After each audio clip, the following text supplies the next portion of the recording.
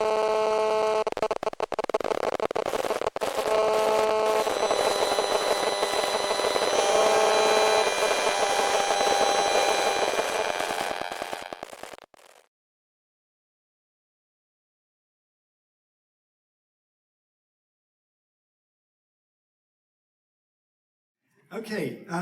Safer Tech NZ, excuse me, is a North Shore-based group that began nearly 4 years ago, and we knew we had to do something about the increasing amount of electromagnetic radiation in our environment and the cell tower invasion. Towers going up everywhere around the country, rurally, and in our cities and towns. When our group started out, we did mostly research, and we sent a lot of letters to ministers, government agencies, and met the usual stone walls and the denials. We dealt with the ombudsman, we dealt with local authorities. We realized we had to get back to the people. So the research and the formalities shifted into public meetings like this one and public actions. So tonight, our first speaker, Dr. Robin Kelly, will focus on some of the biological issues around this technology. Put that horrible thing down, but never mind. Hi, I'm Robin Kelly. I've been a family doctor, for since 1981 on the North Shore. There was a big $25 million study from the National Institutes of Health in the US that correlated normal cell phone usage on rats. Not many rats use cell phones, but it showed there was an increase of certain tumors, particularly something called schwannoma, which were tumors of the heart. We actually get schwannomas in our heads, and they're called acoustic neuromas, and brain tumors. And it was significant.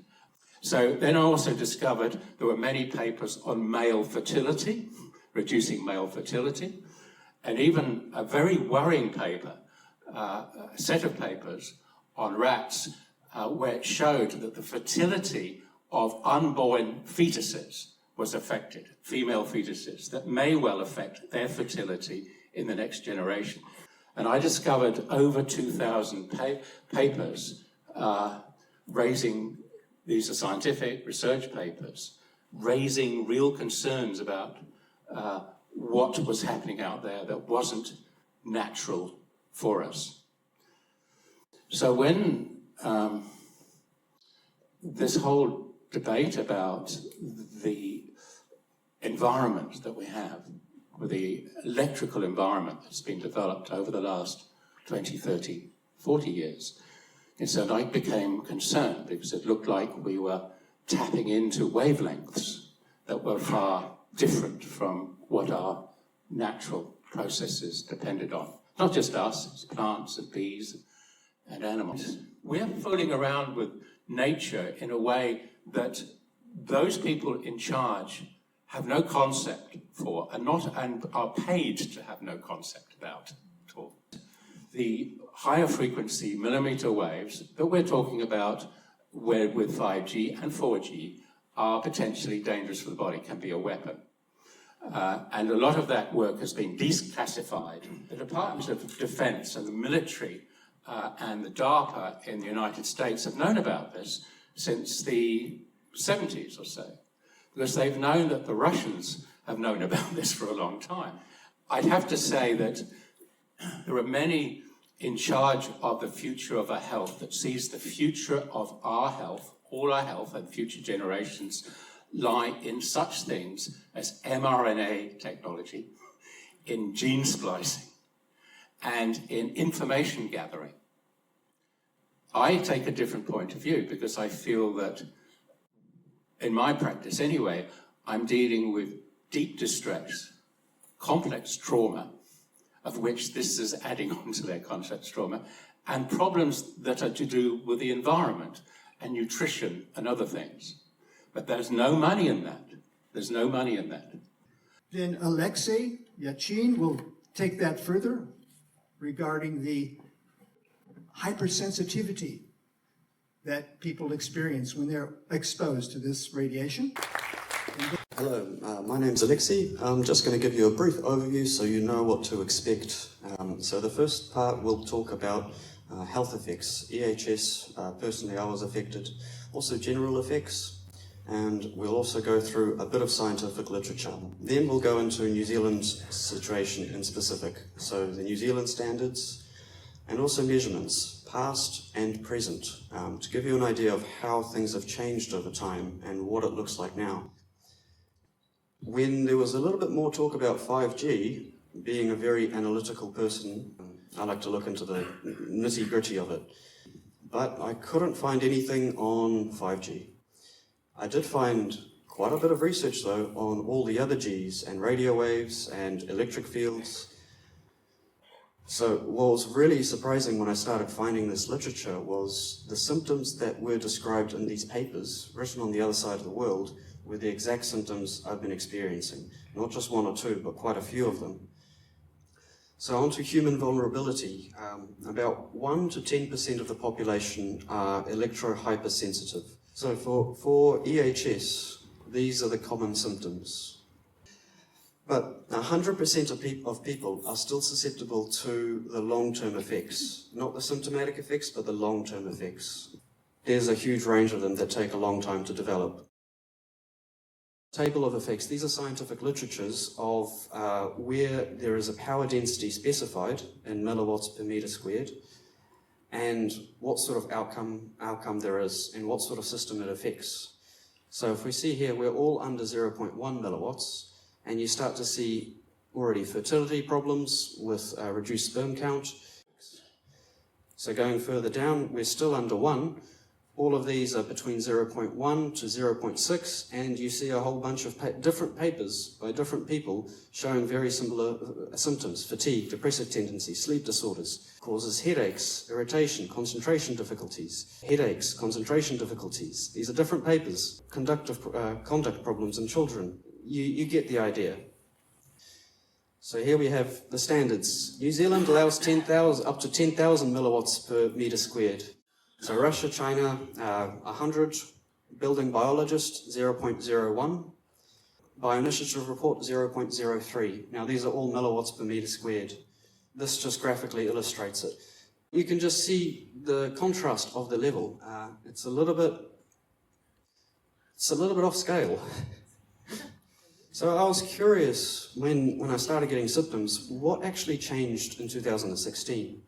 20 years ago, 2004, exposures are generally less than 0.2 milliwatts per meter squared. Another thing we can look at is Wi-Fi density. You can see there is quite a bit of growth in this. This is something that's changed in our environment. Most places you go to now offering Wi-Fi. So now on to some real-world measurements. So first we look at Devonport. I'll just talk you through what you're looking at. We have power density. So as we discussed before, we saw the papers, what power density is needed to cause biological effects, what power density there was 20 years ago, it was 0.2, and how the power density has increased from the cell transmitters up to now. Anything that's dark green is relatively good. Anything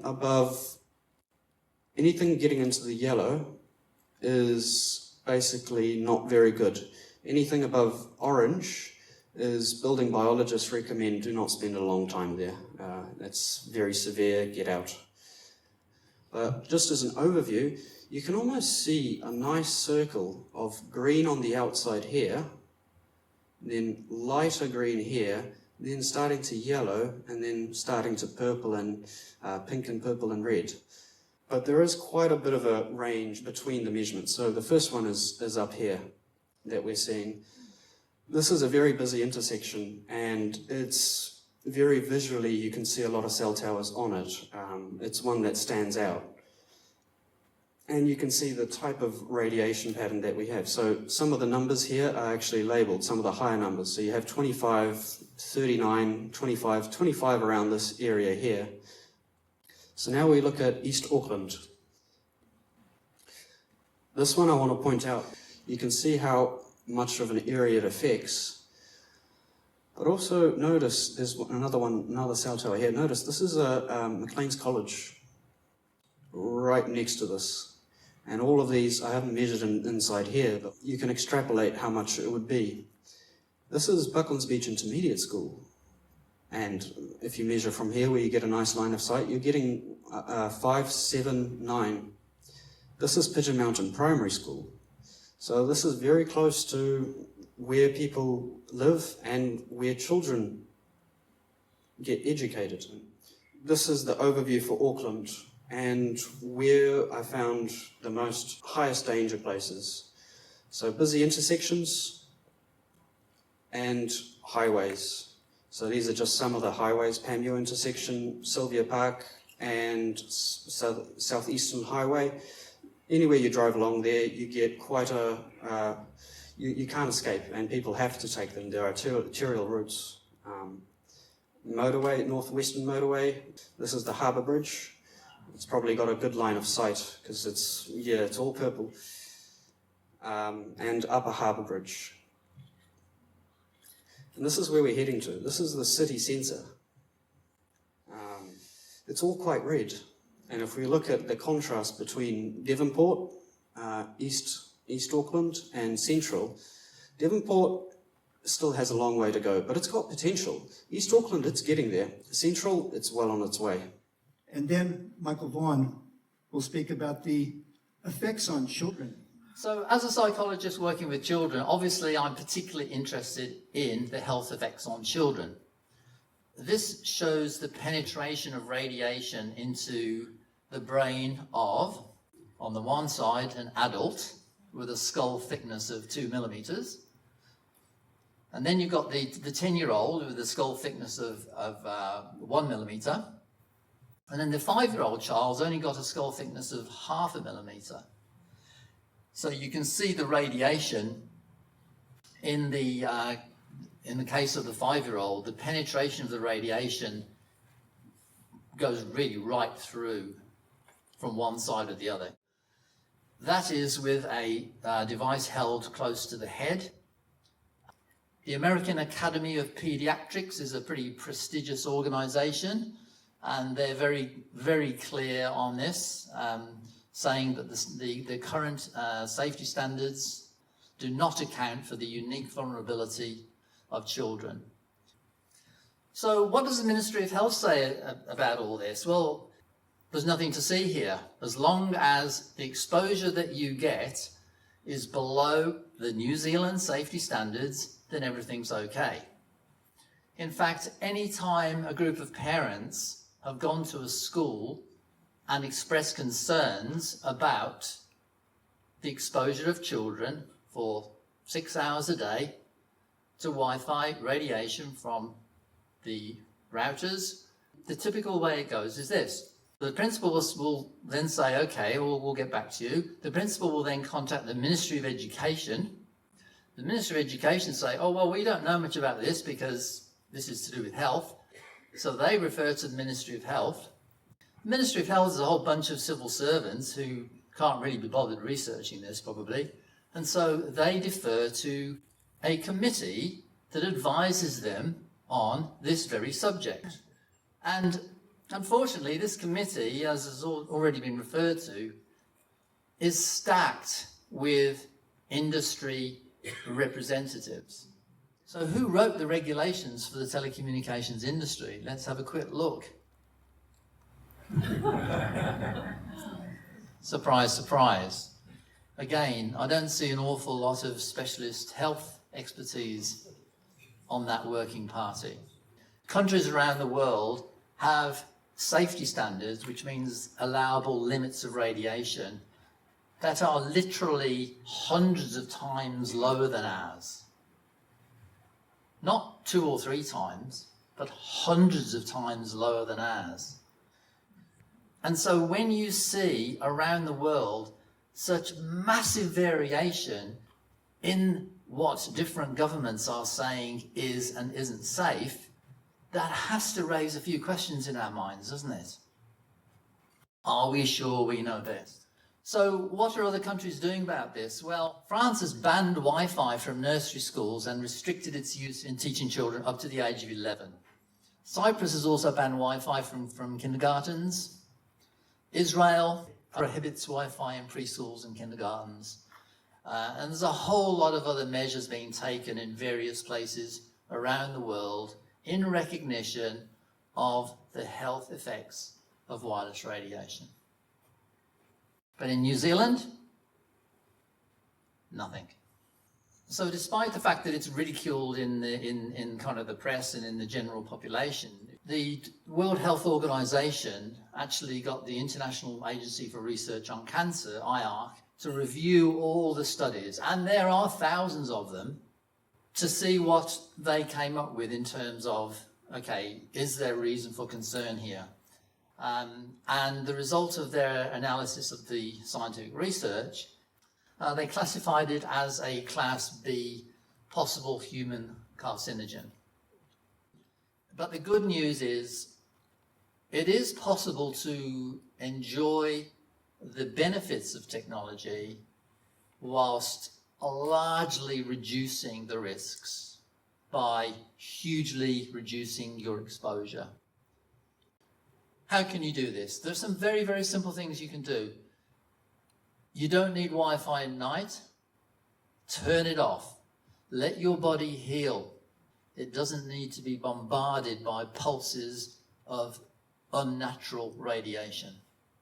You get maximum radiation from sources that are close to you. So the big lesson there is keep devices as far away from you as possible and educate your children to do the same. Laptops should never be placed on the lap. Phones should never be placed next to the head. Distance, distance, distance as much as possible. And this should be taught in schools. Remove all wireless devices and chargers out of your bedroom at night. You just do not need them there. And please don't let your kids have them close anywhere near them while they're sleeping. Wired connections are the way to go. By the way, Ethernet's so much better. It's faster, it's more reliable, and a lot more healthy. I've recently been doing talks about the whole concept of, or the whole topic of children and screen time. I've been delighted to see that in the media, at last, the media's actually been on our side for once in terms of actually starting to really publicise the need for people to be thinking very carefully about how much screen time children have. Because one of the things I've found in my practice is that no matter what parents bring kids to see me about initially, at some point in the conversation, the screen time issue comes up. It is the one thing that is causing more conflict in homes than seemingly any other issue. In terms of managing the issue with kids, I just highly recommend, as much as you can, education, education, education.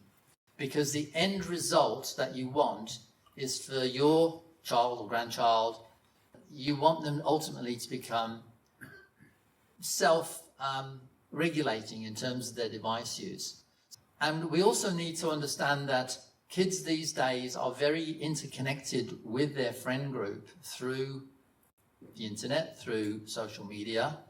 And by actually disconnecting them from that in a hard-nosed manner can actually create a lot of anxiety in kids. So we have to talk to kids about what functionality is your screen time having for you, and then come to some kind of compromise in terms of balancing other recreational activities and family time and screen time. So I'll wrap up there, but happy to answer any questions if you have any. Yes, sir.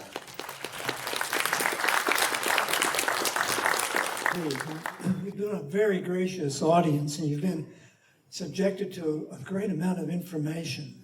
it's going to take a while to digest it. One of the best things you can do is have a good sleep tonight, preferably with the power turned off.